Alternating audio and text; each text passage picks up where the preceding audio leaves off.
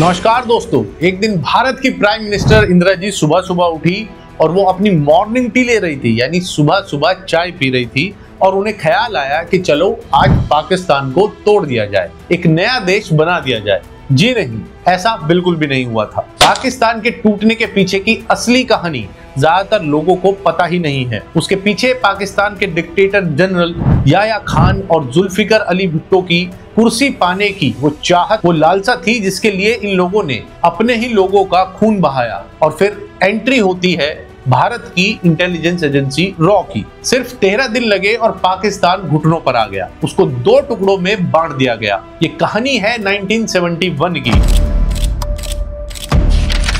जहां गोलियों से ज्यादा जख्म पाकिस्तान के पॉलिटिशियंस और आर्मी ने खुद के लोगों को दिए। जनता की वोट से मिली एक जीत को सिर्फ इसलिए नहीं माना गया क्योंकि जीत ईस्ट पाकिस्तान की हुई थी, और जब जनता की वो आवाज दबाई गई तो वो चिंगारी बन गई आजादी की, जिसका नाम था बांग्लादेश। और इस चिंगारी को एक खौफनाक आग में बदला भारत की इंटेलिजेंस एजेंसी रॉ ने ना सिर्फ मुक्ति वाहिनी को जन्म दिया, बल्कि हर मूव इतना क्वाइटली प्लान किया कि दुनिया सिर्फ सरेंडर देख पाई, स्ट्रेटेजी नहीं। ये वो जंग थी जिसमें इंडिया ने बंदूक से ही नहीं, दिमाग से भी पाकिस्तान के तानाशाहों को हरा दिया था। इस कहानी को समझने के लिए आपको जाना पड़ेगा आजादी के टाइम 1947 में, जब पाकिस्तान 2 टुकड़ों में बांटा गया, वेस्ट पाकिस्तान और ईस्ट पाकिस्तान। दोनों हिस्सों के बीच में 1600 किलोमीटर का भारत का रास्ता पड़ता था, यानी भारत की जमीन थी। ईस्ट पाकिस्तान में बंगाली मुस्लिम मेजॉरिटी थी जो अपनी भाषा और कल्चर में यूनिक थे, लेकिन वेस्ट पाकिस्तान जहां से पॉलिटिकल पावर चलती थी, उन्होंने ईस्ट को हमेशा सेकंड क्लास सिटीजन ही समझा और उसी तरह से ट्रीट किया। 1952 में जब ईस्ट पाकिस्तान ने बंगाली को नेशनल लैंग्वेज बनाने की डिमांड की तो स्टूडेंट्स पर गोली चला दी गई। ये पहली बार था जब ईस्ट पाकिस्तान को समझ आ गया था कि उनकी आवाज वेस्ट तक नहीं पहुंच पाएगी। अब आते हैं 1970 के जनरल इलेक्शंस ऑफ पाकिस्तान पर, और इस बार पाकिस्तान में पहली बार पॉपुलेशन के बेसिस पर रिप्रेजेंटेशन दिया गया, यानी ईस्ट और वेस्ट में जिसकी ज्यादा पॉपुलेशन उसको ज्यादा सीट्स, जिसमें ईस्ट पाकिस्तान की मेजॉरिटी होने की वजह से उनके पास ज्यादा सीट्स थी। यानी टोटल 313 सीट्स में से 162 सिर्फ ईस्ट पाकिस्तान के पास थी। उस समय पाकिस्तान में मेजरली 2 पार्टीज थी। वेस्ट पाकिस्तान की सबसे बड़ी पार्टी थी पीपीपी, यानी पाकिस्तान पीपल्स पार्टी, जिसे लीड कर रहे थे जुल्फिकार अली भुट्टो, और ईस्ट पाकिस्तान की ऑल पाकिस्तान अवामी लीग, जिसे शेख मुजीबुर रहमान लीड कर रहे थे, जो कि शेख हसीना के पिताजी थे। तो कहने को तो बंटवारा उसी समय हो चुका था जब ये दोनों पार्टी सिर्फ अपने अपने एरिया तक ही लिमिटेड थी, यानी वहीं तक सीमित थी। यानी कि पीपीपी का रुतबा सिर्फ वेस्ट पाकिस्तान में था और अवामी लीग सिर्फ ईस्ट पाकिस्तान तक ही लिमिटेड थी। अब 1970 के इस इलेक्शन में शेख मुजीबुर रहमान की अवामी लीग ने ईस्ट पाकिस्तान की 162 सीटों में से 160 सीट्स पर कब्जा कर लिया, यानी 160 सीट्स जीत ली और ओवरऑल मेजॉरिटी भी हासिल कर ली। ये क्लियर मैंडेट था कि शेख मुजीब को प्राइम मिनिस्टर बनाया जाए, लेकिन वेस्ट पाकिस्तान के जनरल याह्या खान और जुल्फिकार अली भुट्टो को जनता का ये मैंडेट पसंद नहीं आया। उन्होंने इस मेजॉरिटी को एक्सेप्ट करने से इनकार कर दिया। भुट्टो चाहते थे कि वेस्ट पाकिस्तान के बिना कोई भी गवर्नमेंट ना बन सके, इसलिए उन्होंने असेंबली सेशन ही बॉयकॉट कर दिया। इसके बाद शेख मुजीब ने अपना एक 6 पॉइंट ऑटोनॉमी प्लान भी रखा, जिसमें ईस्ट पाकिस्तान को अलग इकोनॉमिक और पॉलिटिकल कंट्रोल मिलता। तो वेस्ट के रूलर्स ने इसे सेपरेटिज्म कहा और उस पर क्रैकडाउन करने का प्लान बनाया। शेख मुजीब पर आरोप लगाए गए कि वो पाकिस्तान को तोड़ना चाहते हैं। ये वही वक्त था जब इंडिया के पीएम इंदिरा गांधी और रॉ चीफ आर.एन. काओ हुआ करते थे, और उन्हें पता था कि भारत के सर पर बैठा है चाइना, जो पहले ही भारत पर हमला कर चुका था, और अब दोनों तरफ से पाकिस्तान होने से भारत को ज्यादा खतरा था और उससे डील करने में ज्यादा रिसोर्सेज लगते, ज्यादा आर्मी चाहिए होती, ज्यादा मिलिट्री इक्विपमेंट्स चाहिए होते। एक तरह से भारत घिरा हुआ था ऐसे दुश्मनों से जो हर समय बस यही सोचते होंगे कि कैसे भारत पर हमला कर इसकी जमीन कब्जाई जाए। लेकिन किस्मत को शायद कुछ और ही मंजूर था, और 1970 इलेक्शंस के मैंडेट के बाद जनरल याह्या खान ने नेशनल असेंबली का सेशन जबरदस्ती पोस्टपोन कर दिया, जिसे मार्च 3 को ढाका में होना था, यानी ईस्ट पाकिस्तान में। इस अनाउंसमेंट से ईस्ट पाकिस्तान में गुस्सा फूट पड़ा, लोग सड़कों पर आ गए। जुल्फिकार अली भुट्टो ने भी ओपनली कहा उधर तुम इधर हम, मतलब अगर आवामी लीग रूल करेगी तो वेस्ट पाकिस्तान अलग रहेगा। और यह पहला ऐसा स्टेटमेंट था जो कि किसी पॉलिटिकल लीडर ने खुलेआम दिया और पाकिस्तान को दो हिस्सों में बांट दिया, भले ही ओरली था अभी, लेकिन इसका बीज बो चुका था। वजह साफ थी कि मैंडेट आवामी लीग का है, उसके रहते भुट्टो कभी भी राज नहीं कर पाता और शायद जनरल याह्या खान को भी उसके पद से हटा दिया जाता। तो दोनों ने सत्ता पाने के लिए सबसे पहले पाकिस्तान को तोड़ने की साजिश की। भुट्टो ने वेस्ट के पॉलिटिशियंस को धमकी दी कि अगर उन्होंने ढाका जाकर सेशन अटेंड किया तो उनकी टांगे तोड़ दी जाएंगी। लिटरली यही लैंग्वेज यूज की गई थी। इस पॉलिटिकल क्राइसिस का फायदा उठाते हुए याह्या खान ने शेख मुजीब को अरेस्ट कर लिया और वेस्ट पाकिस्तान ले जाकर जेल में डलवा दिया। किसी को प्राइम मिनिस्टर अपॉइंट नहीं किया गया और पावर आर्मी के हाथों में बनी रही।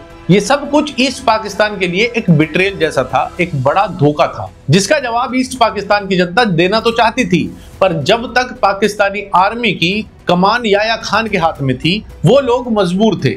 हालांकि ईस्ट पाकिस्तान में जनता लगातार प्रोटेस्ट कर रही थी, लोग सड़कों पर उतरे हुए थे, एक बड़ा रेवोल्यूशन शेप ले रहा था। तभी 25 मार्च 1971 को पाकिस्तानी आर्मी ने ऑपरेशन सर्च लाइट लॉन्च कर दिया, एक planned genocide against Bengalis. Dhaka university के स्टूडेंट्स को हॉस्टल में ही टैंक से उड़वा दिया गया और सिविलियंस को सिस्टमैटिकली मारना शुरू कर दिया गया। यानी कि जो आवामी लीग के सपोर्टर्स थे उनको ढूंढ ढूंढ कर मारा जाने लगा, जो प्रोटेस्टर्स थे उनको ढूंढ ढूंढ कर मारा जाने लगा। इस मैसेकर के बाद ईस्ट पाकिस्तान से लगभग 10 मिलियन रिफ्यूजीज भारत में आ गए। त्रिपुरा, असम, बंगाल के कैंप्स पूरी तरह से भर गए थे। इंडिया पर इकोनॉमिक और ह्यूमैनिटेरियन बर्डन बढ़ता गया और दुनिया के सामने एक मॉरल रिस्पॉन्सिबिलिटी भी खड़ी हो गई। और ये वो समय था जब भारत की सरकार को पहली बार लगा कि ईस्ट पाकिस्तान का स्ट्रगल सिर्फ इंटरनल नहीं रहा बल्कि रीजनल इंपैक्ट वाला मुद्दा बन चुका है जिसे सपोर्ट की जरूरत है। और पाकिस्तान के ऑपरेशन सर्च लाइट के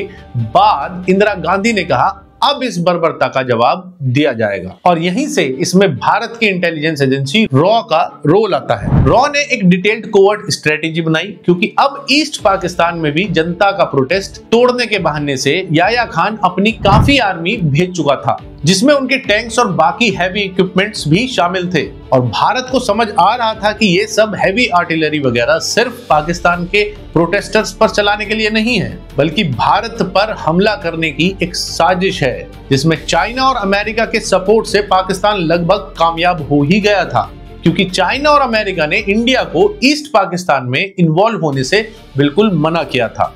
और ये दोनों देश नहीं चाहते थे कि ईस्ट पाकिस्तान अलग हो।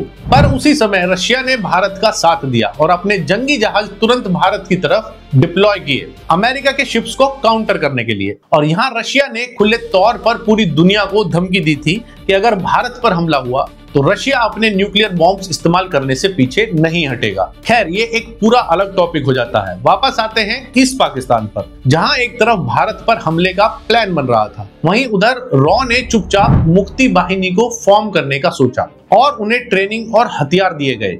साथ ही इंटरनल सैबोटाज मिशंस लॉन्च करने की प्रॉपर ट्रेनिंग दी गई कि कैसे वो पाकिस्तानी आर्मी को परेशान कर सकते हैं। मुक्ति बाहिनी की शुरुआत हुई ईस्ट पाकिस्तान के उन मिलिट्री ऑफिसर्स और स्टूडेंट से जो वेस्ट पाकिस्तान के अगेंस्ट रेबेलियन चाहते थे और जिनके रिलेटिव्स और दोस्त याह्या खान ने ऑपरेशन सर्च लाइट के दौरान मरवा दिए थे। मार्च 1971 के ऑपरेशन सर्च लाइट के बाद बहुत सारे बंगाली मिलिट्री पर्सनल ने पाकिस्तानी आर्मी का साथ छोड़ दिया और ईस्ट पाकिस्तान की मुक्ति के लिए लड़ने का फैसला किया। रॉ ने इन सभी को आइडेंटिफाई किया, उनका कोऑर्डिनेशन बनवाया और मुक्ति बाहिनी नाम की एक स्ट्रक्चर्ड रेजिस्टेंस फोर्स तैयार की। इंडिया के कोलकाता, अगरतला, मेघालय में सीक्रेट ट्रेनिंग कैंप्स बनाए गए जहां पर guerrilla warfare, arms handling, sabotage tactics और कम्युनिकेशन स्किल्स सब सिखाई गई। हजारों की संख्या में वॉलंटियर्स, स्टूडेंट्स, सिविलियंस और फॉर्मर आर्मी मैन मुक्ति बाहिनी में शामिल हुए और उन्होंने पाकिस्तान के अंदर छोटे छोटे अटैक्स से डिसरप्शन क्रिएट करना शुरू किया, जैसे ब्रिजेस उड़ा देना, कम्युनिकेशन लाइंस डिसरप्ट कर देना और रेलवे सप्लाई चेन्स को डैमेज कर देना, जिससे कि पाकिस्तानी आर्मी की किसी भी तरह की सप्लाई को रोका जा सके। साथ ही एक साइकोलॉजिकल वॉर भी चला जिसमें पाकिस्तानी आर्मी को डिमोरलाइज करने के लिए डिसइंफॉर्मेशन और फियर टैक्टिक्स यूज किए गए। इन फियर टैक्टिक्स में इंक्लूड था कि रात के अंधेरे में सडन लाउड स्पीकर अनाउंसमेंट करा दिया जाते थे जिसमें मुक्ति बाहिनी के आने की अफवाहें फैला दी जाती थी। फेक सरेंडर्स लीफलेट्स गिराए जाते थे जिसमें लिखा होता था कि पाकिस्तानी फोर्सेस ऑलरेडी हार चुकी हैं, सरेंडर कर चुकी हैं। और कभी कभी रेडियो इंटरसेप्ट्स के थ्रू गलत ऑर्डर सर्कुलेट किए जाते ताकि कंफ्यूजन बढ़े। ये सब पाकिस्तानी जवानों के दिमाग में डर बैठाने के लिए था कि हर कोने में मुक्ति बाहिनी छुपी हुई है और वो किसी भी वक्त पाकिस्तान के आर्मी को मार गिरा सकते हैं। अब भारत चाहता तो इसमें डायरेक्ट मिलिट्री एक्शन करा के ईस्ट पाकिस्तान को आजाद करा सकता था, लेकिन इंटरनेशनल प्रेशर और अमेरिका और चाइना की धमकी के चलते वो पहले अटैक नहीं करना चाहता था। इसीलिए रॉ ने मुक्ति बाहिनी के पूरे खेल को चुपचाप खेला। हालांकि याया खान को इस बात की खबर लगनी शुरू हो गई थी कि मुक्ति बाहिनी में भारतीय सेना के सिपाही भी शामिल हैं, यानी इंडियन आर्मी भी मुक्ति बाहिनी का हिस्सा बनकर गेम खेल रही है, जिसके चलते 3 दिसंबर 1971 को पाकिस्तान ने इंडिया के एयर बेसिस पर सरप्राइज एयर स्ट्राइक की और इसी मोमेंट ने ऑफिशियली वॉर को ट्रिगर कर दिया। इंडिया ने फुल स्केल रिटेलिएशन लॉन्च किया।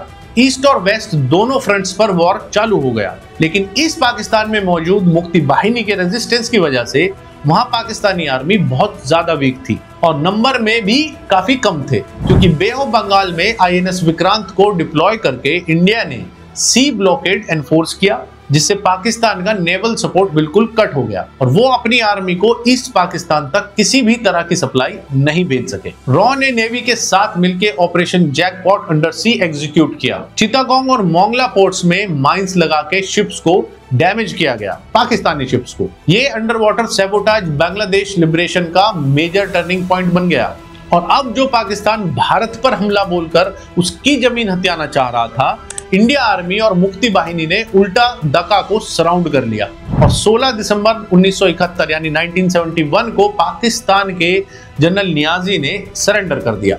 लगभग 93,000 पाकिस्तानी सोल्जर्स ने भारत के सामने अपने हथियार डाल दिए। ये मॉडर्न हिस्ट्री का सबसे बड़ा पब्लिक मिलिट्री सरेंडर था। भारतीय जनरल अरोरा ने सरेंडर डॉक्यूमेंट्स पर साइन करवाए और पूरी तरह से वेस्ट पाकिस्तान से कट हो चुका बांग्लादेश एक आजाद राष्ट्र बना दिया गया। इस पूरे ऑपरेशन में रॉ ने एक इनविजिबल फोर्स का काम किया, जिसकी वजह से ग्राउंड पे फाइटिंग रिलेटिवली आसान हो गई। जहां दुनिया के इंटेलिजेंस एजेंसीज सिर्फ स्पाई गेम्स तक ही लिमिटेड थी, वहीं रॉ ने एक पूरी नई कंट्री को, एक पूरे नए देश को जन्म दे डाला। शेख मुजीब ने भी एक्नॉलेज किया था कि अगर इंडिया और रॉ का सपोर्ट ना होता तो बांग्लादेश बनाना इम्पॉसिबल होता, लेकिन इसकी नींव रखी थी खुद पाकिस्तानियों ने ही। सिर्फ मिलिट्री बैटलफील्ड की जीत नहीं थी, ये जीत थी इंटेलिजेंस, प्लानिंग और ह्यूमन राइट्स के लिए लड़ाई की।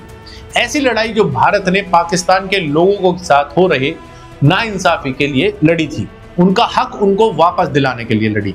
अब आप बोलेंगे कि इस पूरे प्रकरण में मैंने सैम मानेकशॉ का नाम तो लिया ही नहीं, तो मैं बता दूं कि उनका रोल किसी को बताने की जरूरत नहीं है। वो सैम मानेकशॉ ही थे जिन्होंने चाइना को इस जंग में बिल्कुल घुसने का मौका ही नहीं दिया। एक्चुअल में टेंशंस 1971 अप्रैल के महीने से स्टार्ट हो चुकी थी, यहां तक कि बात आमने सामने की जंग पर आ गई थी और अगर अप्रैल में जंग हो जाती तो चाइना भी अपनी सेना भारत में इजीली घुसा सकता था। इसीलिए मानेकशॉ ने इंदिरा जी से बोला कि इस युद्ध को किसी भी तरह से सर्दियों तक टालना होगा और फिर दिसंबर में ये सब शुरू हुआ, जहां टेम्परेचर और बर्फ के चलते चाइना को मौका ही नहीं मिला। पर वो भी आज के इस टॉपिक से एक डिफरेंट टॉपिक है। उनके रोल को अगर इलेबोरेट करने जाएं तो वीडियो बहुत लंबी हो जाती। तो कमेंट्स में जरूर बताएं कि आपके हिसाब से वो एक्चुअल रीजन क्या था जिसने बांग्लादेश को जन्म दिया। उम्मीद करता हूं वीडियो आपको इंफॉर्मेटिव लगी होगी। इसको शेयर करें और लाइक करें। जय हिंद।